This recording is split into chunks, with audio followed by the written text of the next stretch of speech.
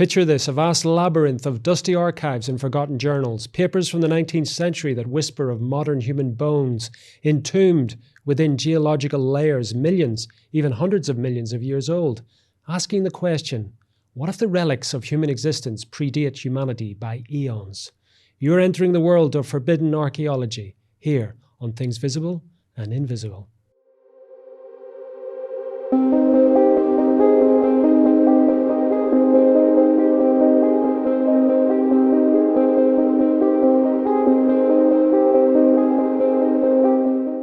Michael, the last time we spoke, you gave a very interesting definition, I suppose, of what forbidden archaeology is.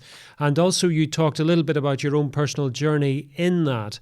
I suppose the question tonight is really this. What difference does it make knowing what you're proposing about the past to our present and possibly to our future? So if we could just start with the present, Michael, what difference does forbidden archaeology and all that your researchers have unearthed, what difference does it make to how we're living today and the manner in which we live?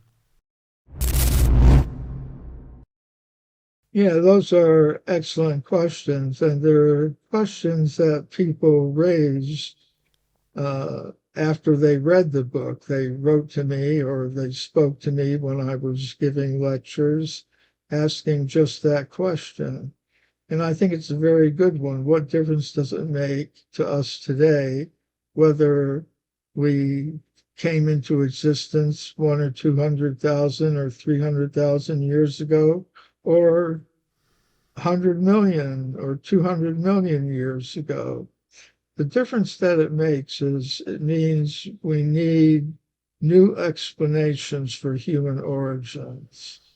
And what I propose is that before we even ask the question, where did human beings come from, we should first of all ask the question, what is a human being? We should know what it is we're trying to explain. Otherwise, how do we know if we've explained it or not? Now, today, most scientists will say we're machines made of molecules. That's what we are. We're survival machines. We're just molecular robots competing with each other for survival. That's a purely materialistic conception of who we are and what we are. Now, that has produced a certain type of civilization, a certain type of culture. It helps people establish their goals, values, and objectives in life. And if we identify ourselves as machines made of matter, that's what we get. We get the kind of society that we're living in today. I think the new explanations for human origins are going to have to involve something beyond ordinary matter. They'll have to involve mind and consciousness. Consciousness, according to the current theories, is a temporary byproduct of bioelectrical activity in the brain. When the neurons are arranged in a sufficiently complex way, they generate consciousness, but only temporarily. At the time of death, when the chemicals in the brain become disorganized, there's no more consciousness, no more anything like that. So I believe consciousness has an existence apart from the brain, apart from the body, apart from matter. It has its own independent existence. And there are various categories of scientific evidence that support that. So if we had an identity based on consciousness, I'm a being of pure consciousness, you're a being of pure consciousness, we're all beings of pure consciousness, we would have a different type of civilization, a different culture, a different set of values and goals and objectives in life that would be based not on dividing ourselves into competing groups on the basis of superficial material characteristics like race, nationality, gender, religion. So But that is ultimately what's at stake. what you're describing, though, Michael, is, if I may say, is something far removed from archaeology and much more to do with maybe a philosophical or religious belief system. So I mean, in short, I mean, are you suggesting that the story we tell ourselves, which is partly obviously informed by archaeology, is has not been right, in a sense, that your forbidden archaeology is telling a slightly different story from the orthodox narrative that education would suggest? Slightly would be an understatement, I think.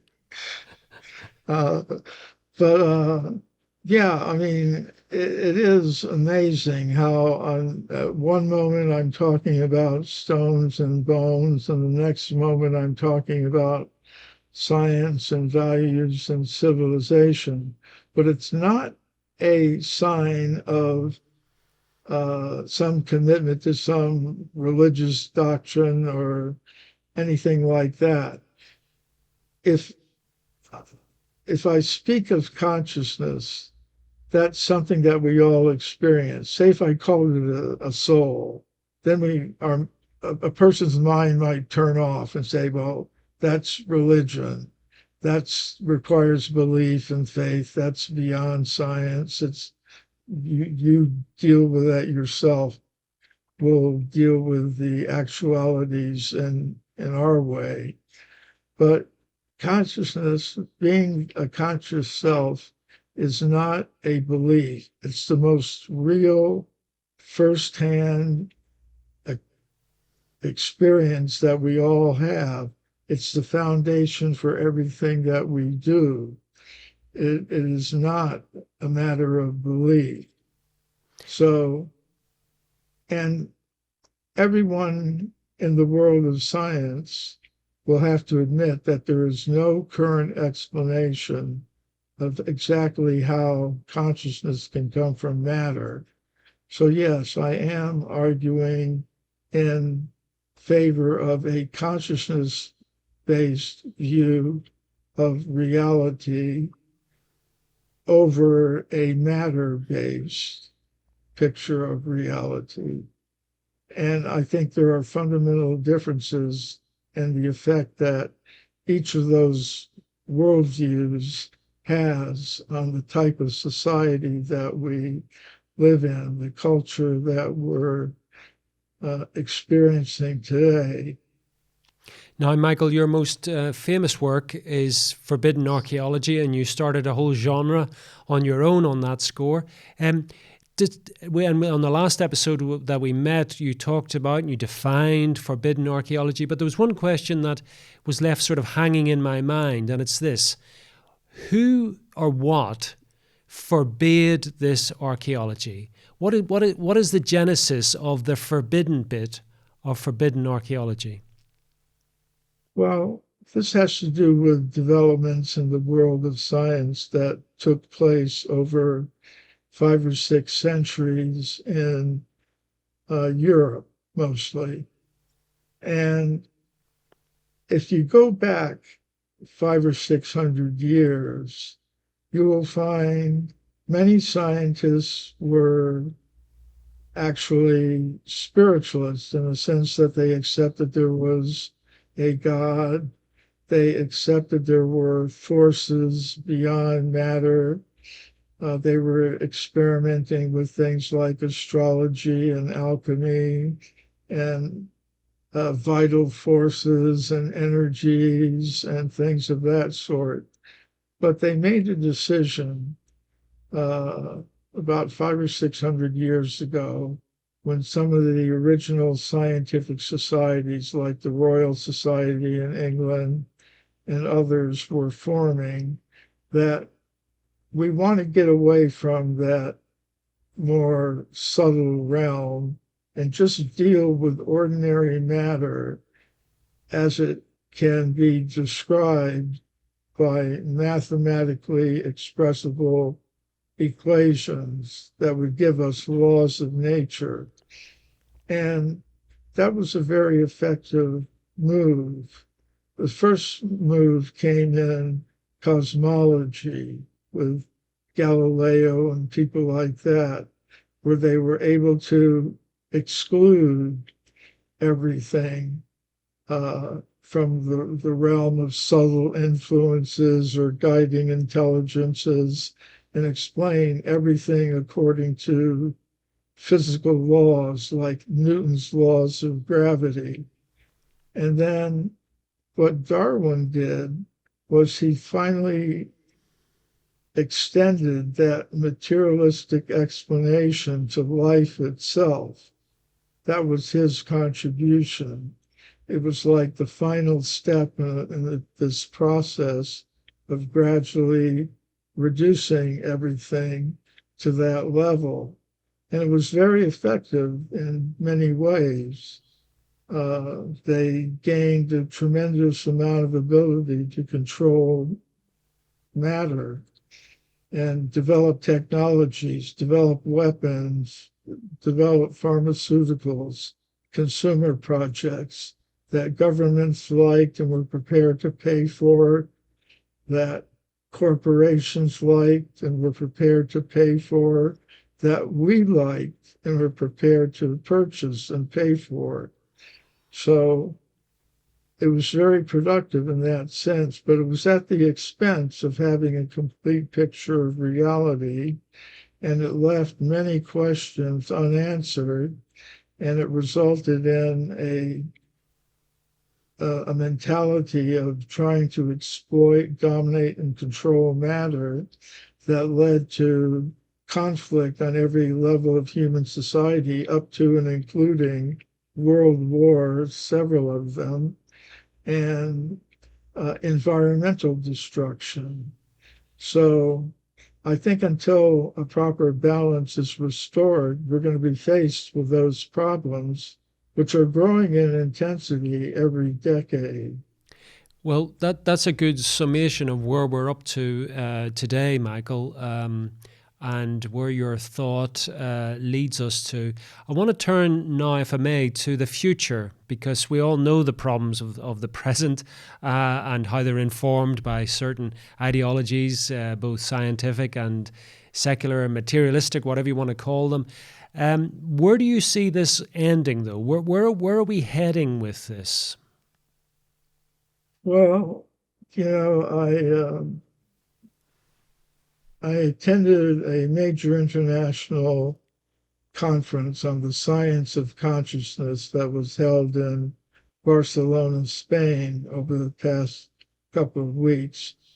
And, you know, the vision there is that if things keep going as they are now with this, you know, the developments in technology, you know, the last big revolution was the monetization of our social lives by digital media, you know, social media and so on, kind of digitalized and monetized our social lives.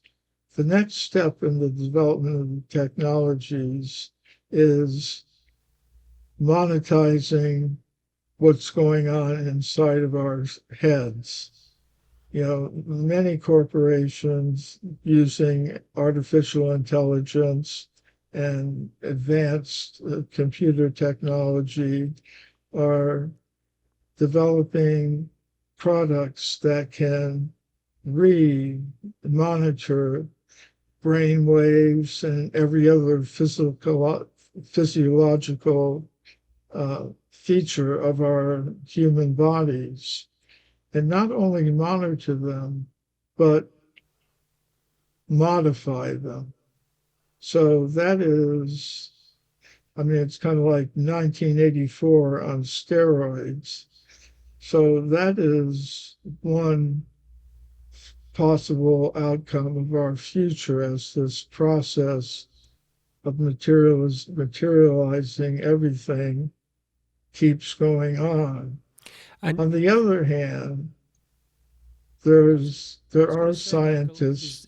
sorry, Michael, I was just going to say, is that why your forbidden archaeology is so important for you? Because it's not something about the past, but it's something which, what you're suggesting, it informs not just the present, but it also is a kind of corrective to the future course that we seem to be set on. Yeah, I mean, people today in archaeology, most of them are actually working in what's called heritage. Like they take things from the past, they preserve them in the future. Why? So that they're there for future generations. So I think that is something that we also have to consider. If we look at the vast human experience over the ages, over the distant periods of time, is there anything valuable that we want to take from past civilization? Is there any wisdom from them that we find useful in living our lives today? And not only living our lives today, but preparing what is it that we're going to leave to future generations? Are we going to leave them debt, wars, conflict, environmental destruction? What are we going to leave them as our legacy to the future? So yes, I think just in archaeology, there is a turn towards the future rather than the past. I think just in general, we have to think like that. Well, Michael, unfortunately, our future has already arrived. We've come to the end of our interview together. Tell people where they can find out more about you and the various books that you've been publishing. A good place to start is my website, mcremo.com. My books are available there. Upcoming interviews, links to recent interviews, upcoming lectures are all mentioned there. And each of my books actually has a website. There's a forbiddenarchaeology.com, extremehumanantiquity.com. That is my newest work. It's a follow-up to Forbidden Archaeology, the cases that have come to my attention since the original book was published. And then for those who are interested in the consciousness aspect of things, there is my book, Human Devolution, a Vedic alternative to Darwin's theory. So those are some places people can start. Michael, for now, thank you so much for coming on Things Visible and Invisible. Thank you for joining us on another episode of Things Visible and Invisible. We're dedicated to uncovering phenomena that challenge our understanding of reality, from ancient enigmas and paranormal encounters to scientific anomalies and forgotten histories. If you enjoyed this journey into the mysterious and unexplained, please consider subscribing to our channel and hitting the notification bell to stay updated on future explorations. Have a personal experience or story that aligns with our investigations? We'd love to hear from you. Visit our website at tvi.show and reach out through our contact form. While we can't feature every submission, we review them all, and your story might be featured in an upcoming episode. To support our continued investigations, please consider becoming a Patreon supporter or channel member. Your contributions make these explorations possible and give you access to exclusive content, early releases, and monthly behind-the-scenes discussions with our team. Don't forget to check out our merch store. We've got everything from TVI-branded t-shirts and hoodies to stickers and coffee mugs, perfect for showing your support while keeping the mysteries close. Thank you for watching, and we'll see you next time as we continue to explore the things visible and invisible.